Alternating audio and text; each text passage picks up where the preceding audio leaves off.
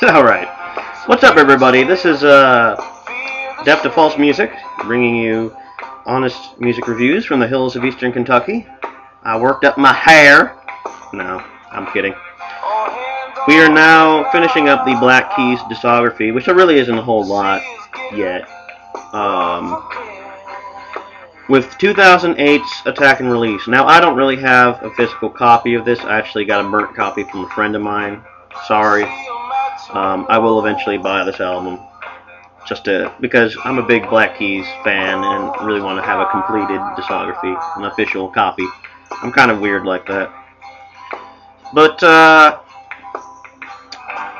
2008's Attack and Release. I have very mixed feelings about this album. This is where the Keys got a little too weird for me. And I'll be perfectly honest, I don't really like this album that much. It's got some good rock songs, don't get me wrong. But it just, compared to previous albums like Rubber Factory and Thick Freakness, it's not as strong, I think.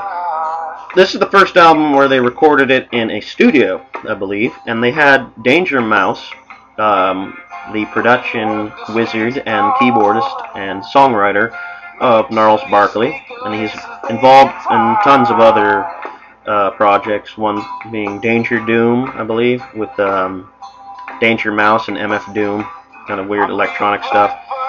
He's pretty famous, that's what I'm saying. He's a pretty prolific guy. And he helped give the Black Keys a lot of recognition with this album, because he was already a famous dude with Gnarls Barkley and that song Crazy, which I absolutely love that song. So, this album, because the Danger Mouse produced it, because he produced it, they got a lot of worldwide acclaim. And right from the start, it's not your typical Black Keys album. The song All You Ever Wanted, it's kind of a slow R&B shuffle thing, which I really like. I really like this song. In fact, I have to go as far as to say it's the best song of the album, and it only kind of goes downhill from here. There are some songs on here that just leave me scratching my head. Strange Times is one of them. It's just, what a weird song. It's just kind of eerie backing vocals, and some of the songs on here sound like just straight up Black Keys songs from like old albums, like this one, I Got Mine. But they have these weird breakdowns with like spooky vocals and backwards effects, and it just leaves me going, where's the solo, you know? But it does still have the feel of a Black Keys record. It's still got, you know, kick-ass blues riffs. It's just that the hill country vibe that I really love this band for is kind of diminished. And in its place, it's just kind of generic rock and roll. Song like Remember When. Part A is very dreamy, Flaming Lips kind of sound, and then Part B is just kind of your standard 3-chord punk song. And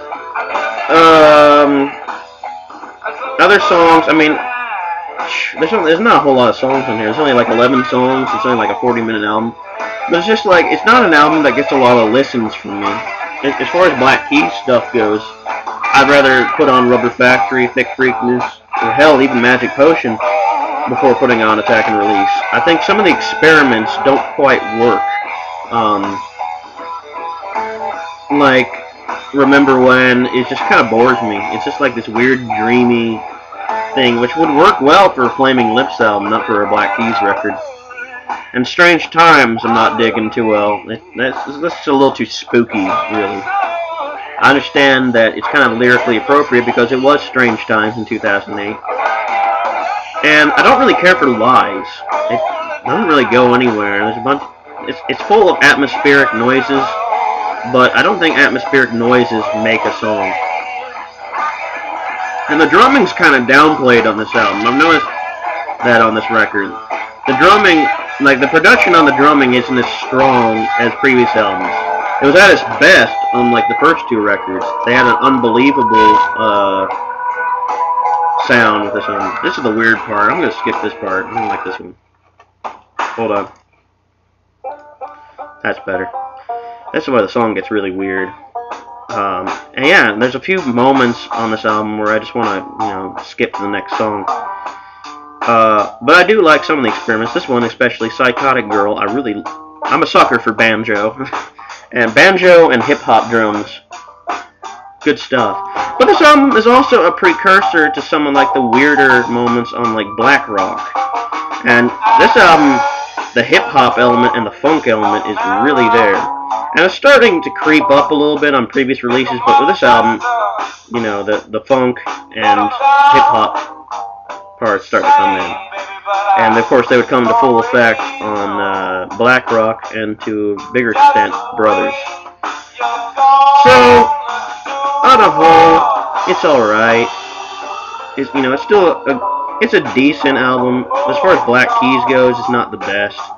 So, I'm going to give this one a 7. Yeah, sounds about right. Originality. Well, I applaud the Black Keys for taking experiments on some songs.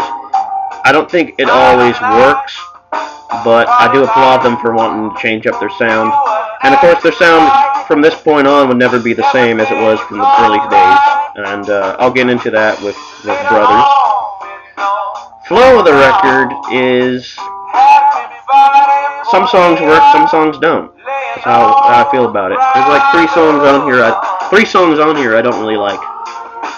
Actually 4 if you count Remember When. Remember When is 2 songs, so yeah. So that means there's like 7 songs I really like. So if you take the best songs from this album, put it on another album, then you have Attack and Release. And that's how I feel. I'm going to give this one a 7 out of 10. Thank you for watching. I will be finishing up the Black Keys discography. And if you people want me to do Dan Auerbach's solo record, Keep It Hid, please let me know. I really appreciate feedback. And thank you guys for watching. And I will talk to you later. Peace.